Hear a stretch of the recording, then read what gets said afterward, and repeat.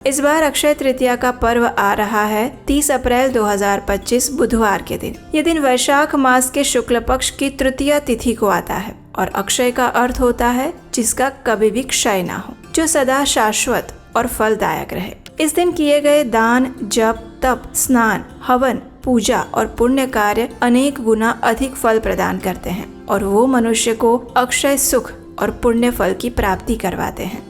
अक्षय तृतीया एक ऐसा विशेष दिन है जो भारत में सिर्फ एक स्थान पर नहीं अपितु संपूर्ण भारत में अलग अलग स्थानों पर उसके पारंपरिक अलग अलग रीति रिवाजों के साथ मनाया जाता है। हमारे संपूर्ण हिंदू वर्ष के पंचांग में अक्षय तृतीया का दिन बिना मुहूर्त देखे अत्यंत शुभ बताया गया है। अक्षय तृतीया का पर्व मनाने की रीत हर जगह अलग अलग है, लेकिन उन सबके पीछे की भावना एक ही है। तो चलिए आज के इस विशेष और नवीन वीडियो में हम ये जानते हैं कि आखिर संपूर्ण भारत में अलग अलग रूप से अक्षय तृतीया कैसे मनाई जाती है, किस स्थान पर कौन सा रीति रिवाज और परंपरा का पालन किया जाता है। हमें आशा है कि ये वीडियो आपको अच्छा लगेगा। तो चलिए आज के इस विशेष वीडियो का आरंभ करते हैं। उत्तर और मध्य भारत जैसे कि बुंदेलखंड, राजस्थान, मालवा और बुंदेलखंड के कुछ विस्तारों में अक्षय तृतीया से लेकर पूर्णिमा तक विशेष उत्सव मनाया जाता है। कुंवारी लड़कियां अपने भाई, पिता, परिवार और गांव के लोगों को हल्दी मिश्रित शगुन बांटती हैं, जिसमें विभिन्न प्रकार के उपहार और मिष्ठान दिए जाते हैं। वे मंगल गीत भी गाती हैं। राजस्थान में इसे वर्षा की कामना से जोड़ा जाता है। यहाँ पर युवतियाँ दल बनाकर घर घर सावन के गीत गाती फिरती हैं और लड़के पतंग उड़ाने की परंपरा निभाते हैं। राजस्थान में ही अक्षय तृतीया के दिन 7 प्रकार के अनाज से पूजा करने की रीत है, जो समृद्धि और अच्छी फसल का प्रतीक है। मालवा क्षेत्र यानी कि मध्य प्रदेश में किसान नए मिट्टी के घड़े के ऊपर पके हुए खरबूजे और आम के पत्तों को रखकर पूजा करते हैं। उनका ऐसा विश्वास है कि इस दिन हल चलाकर कृषि का कार्य आरंभ करने से खेती में बरकत होती है और किसान को साल भर समृद्धि मिलती रहती है। वहीं दूसरी ओर महाराष्ट्र में अक्षय तृतीया को विशेष उत्साह से मनाया जाता है। मराठी पंचांग में उसे उन 3.5 मुहूर्त में गिना गया है, जो कि संपूर्ण वर्ष में अत्यंत शुभ माने गए हैं। परिवारों में इस दिन नए कार्य आरंभ करने की होड़ लगी रहती है। गृह प्रवेश, व्यवसाय आरंभ, वाहन या सोने की खरीदी इत्यादि इसी दिन किया जाता है। मराठी संस्कृति में परिवार के साथ मिलकर पकवान बनाने का रिवाज है और विशेषकर इस दिन भगवान को नैवेद्य में पूरण पोली और आम रस का भोग लगाया जाता है। संध्या के समय परिवार सहित भोजन करके इस उत्सव को मनाया जाता है और महाराष्ट्र के कुछ भागों में किसान अक्षय तृतीया के शुभ अवसर पर हल्दी और कुमकुम करके हल की पूजा भी करते हैं। गुजरात में भी अक्षय तृतीया को अत्यंत धामधूम से मनाया जाता है। इस दिन नए कार्यों की शुरुआत की जाती है। व्यापारी अपने व्यवसाय का नया आरंभ करते हैं और इसी दिन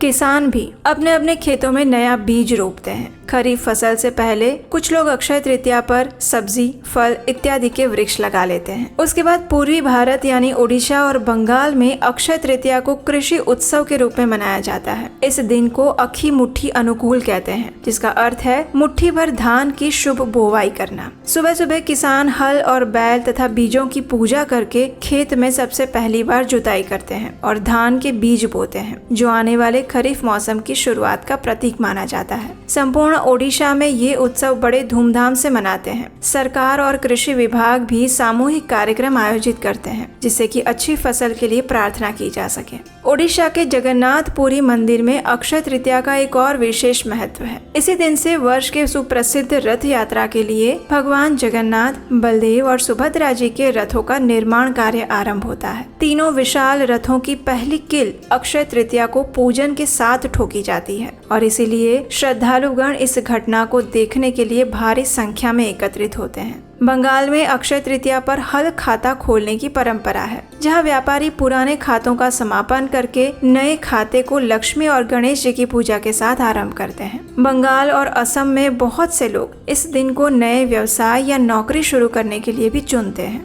इसके साथ ही गंगा स्नान और देवी लक्ष्मी की पूजा भी बंगाल में की जाती है, क्योंकि वहाँ पर अक्षय तृतीया के दिन को छोटी दिवाली की तरह धन धान्य की वृद्धि से जोड़ा जाता है। वहीं दक्षिण भारत में यानी तेलुगु राज्य, तमिलनाडु, कर्नाटक, आंध्र प्रदेश और तेलंगाना में अक्षय तृतीया को शुभ आरंभ दिवस के रूप में देखते हैं। लोग इसे परशुराम जयंती भी मानते हैं और मंदिरों में भव्य पूजा का आयोजन किया जाता है। ग्रामीण तेलुगु अंचल में किसान वर्षा की प्रार्थना के साथ साथ देवराज इंद्र की पूजा भी करते हैं। आंध्र प्रदेश के विशाखापट्टनम में स्थित सिंहाचल मंदिर में ये दिन विशेष रूप से महत्वपूर्ण है। वहाँ के वराह नृसिंह स्वरूप मुख्य देवता को संपूर्ण वर्ष चंदन लेप लगा रहता है, लेकिन केवल अक्षय तृतीया के दिन इस लेप को हटाया जाता है और भक्तों को भगवान का सुंदर स्वरूप देखने को मिलता है। हजारों भक्त इस चंदन यात्रा उत्सव में भाग लेते हैं। तमिलनाडु में अक्षय तृतीया को चिथिराई तृतीया कहा जाता है। इस दिन लोग नए वस्त्र धारण करके धन की देवी की पूजा करते हैं। कर्नाटक में अक्षय तृतीया पर वधू और वर पक्ष विवाह की बातचीत करना आरंभ करते हैं और इसे शुभ मानते हैं। कन्नड़ परिवारों में इस दिन आम्र फल यानी कि आम और नीम के मिश्रण का प्रसाद बांटा जाता है, जैसे गुड़ी पड़वा पर होता है, जिससे कि स्वास्थ्य ठीक रहे। बिल्कुल उसी प्रकार पूर्वोत्तर और अन्य क्षेत्र यानी कि पूर्वोत्तर राज्यों जैसे कि असम, मणिपुर इत्यादि में अक्षय तृतीया कृषि और प्राकृतिक उत्सव के रूप में मनाई जाती है। असमिया समाज में इसे आखई तीज कहते हैं और नवविवाहित जोड़े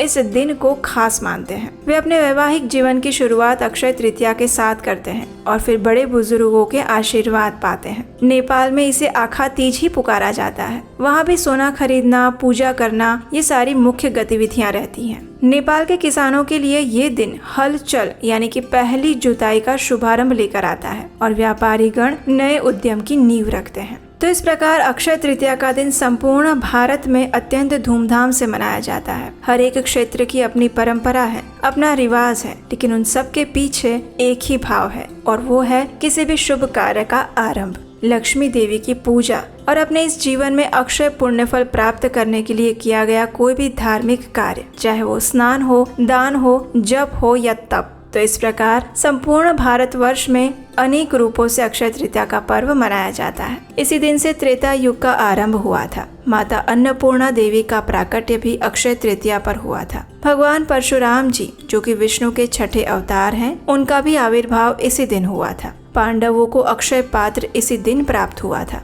और सबसे अद्भुत, श्री कृष्ण को सुदामा द्वारा भेंट किए गए चावल भी इसी दिन अर्पित हुए थे, जिसके माध्यम से श्री कृष्ण ने सुदामा को अपार वैभव प्रदान किया था। इसलिए अगर इस अक्षय तृतीया के दिन आप मात्र एक तुलसी पत्र या फिर जल से भी भगवान को प्रसन्न करते हैं तो उसका फल अनंत गुना अधिक हो जाता है। इस बार अक्षय तृतीया तिथि आरंभ हो रही है 29 अप्रैल 2025 को शाम 5:31 से और ये तृतीया तिथि पूर्ण हो जाएगी 30 अप्रैल 2025 दोपहर 2:12 पर। इस प्रकार सूर्योदय के समय में तृतीया तिथि हमें 30 अप्रैल को ही प्राप्त हो रही है और इसीलिए अक्षय तृतीया तिथि का पालन हम करेंगे 30 अप्रैल 2025 के दिन। इस दिन पूजा करने का शुभ मुहूर्त रहेगा सुबह 5:41 से लेकर 12:18 तक। अक्षय तृतीया की विशेष पूजा के अलग अलग शहरों के मुहूर्त आप स्क्रीन पर वीडियो में देख पा रहे होंगे। ये भारत के विभिन्न मुख्य शहरों के पूजा के समय है। अगर आप किसी और स्थान पर रहते हैं तो अपने सबसे नजदीक के शहर के अनुसार पूजा कर सकते हैं। इस बार अक्षय तृतीया तिथि पर सोना और चांदी खरीदने के लिए 2 दिन के मुहूर्त प्राप्त हो रहे हैं। एक है 29 अप्रैल को और दूसरा है 30 अप्रैल को। 29 अप्रैल 2025 मंगलवार के दिन सोना तथा चांदी खरीदने के लिए शुभ मुहूर्त हमें मिल रहा है शाम को 5:31 से लेकर अगले दिन सुबह 5:41 के बीच में। अगर संध्या समय की बात करें तो शाम के मुहूर्त हैं रात 8:16 से लेकर 9:37 तक, जो कि लाभ से युक्त मुहूर्त है। और रात्रि के मुहूर्त की बात करें तो रात 10:57 से लेकर सुबह 3 बजे तक शुभ, अमृत और चर का अच्छा मुहूर्त प्राप्त होता है। 30 अप्रैल को सोना तथा चांदी खरीदने के लिए प्रातःकालीन शुभ मुहूर्त हमें प्राप्त होते हैं सुबह 5:41 से लेकर दोपहर 2:12 के बीच में। इस प्रकार हमें ये शुभ मुहूर्त 8 घंटे 30 मिनट का मिल रहा है। इस दिन शुभ मुहूर्त है सुबह 10:39 से लेकर दोपहर 12:18 तक और प्रातः काल में लाभ तथा अमृत मुहूर्त प्राप्त हो रहे हैं सुबह 5:41 से लेकर 9 बजे तक। इस दिन सूर्योदय होगा सुबह 5:41 पर और इस दिन शाम 4:18 तक पवित्र रोहिणी नक्षत्र भी बना हुआ है। इस बार अक्षय तृतीया पर शोभना योग बन रहा है, जो कि दोपहर 12:02 तक रहेगा। अक्षय तृतीया वाले दिन प्रातःकालीन पूजा करने का समय रहेगा सुबह 4:37 से लेकर 5:41 पर, और संध्याकालीन पूजा आप कर सकते हैं शाम 6:56 से लेकर रात 8 बजे तक। इस बार अक्षय तृतीया के दिन अभिजीत मुहूर्त प्राप्त नहीं हो रहा है, लेकिन विजय मुहूर्त का समय है दोपहर 2:31 से लेकर 3:24 के बीच में, और अमृत काल भी हमें इस बार दोपहर को मिल रहा है 1:26 से लेकर 2:52 के बीच में। अक्षय तृतीया के दिन सर्वार्थ सिद्धि योग भी बन रहा है, जो कि संपूर्ण दिन तक बना रहेगा, और रवि योग बन रहा है शाम 4:18 से लेकर अगले दिन सुबह 5:40 तक। इस दिन राहु काल का समय रहेगा दोपहर 12:18 से लेकर 1:58 के बीच में। तो ये थी आने वाली अक्षय तृतीया तिथि के विशेष शुभ मुहूर्त और पूजा के समय की संपूर्ण जानकारी। अगर आप अक्षय तृतीया के विशेष महत्व के बारे में जानना चाहते हैं और उससे जुड़ी हुई विभिन्न पौराणिक कथाएं भी सुनना चाहते हैं, तो कृपया हमें कमेंट बॉक्स में नीचे बताइए। आपके लिखे हुए मैसेजेस हम अवश्य पढ़ते हैं, और अगर आपकी इच्छा हुई तो इस पर भी हम विशेष वीडियो लेकर आएंगे। इस अक्षय तृतीया से जुड़े हुए अगर आपके कोई और प्रश्न है तो वो भी आप हमें कमेंट बॉक्स में लिख कर बता सकते हैं। आपके प्रत्येक प्रश्न का उत्तर देने का हम प्रयास करेंगे। हम आशा रखते हैं कि आज की ये वीडियो आपको उपयोगी लगी होगी। अगर ऐसा है तो इस वीडियो को लाइक कीजिए और अपने मित्रों परिवारजनों को शेयर कर दीजिए, और हम आपसे मिलेंगे इसी अक्षय तृतीया से जुड़ी हुई और भी प्रमाणभूत जानकारियों के साथ बहुत जल्द। हरे कृष्णा।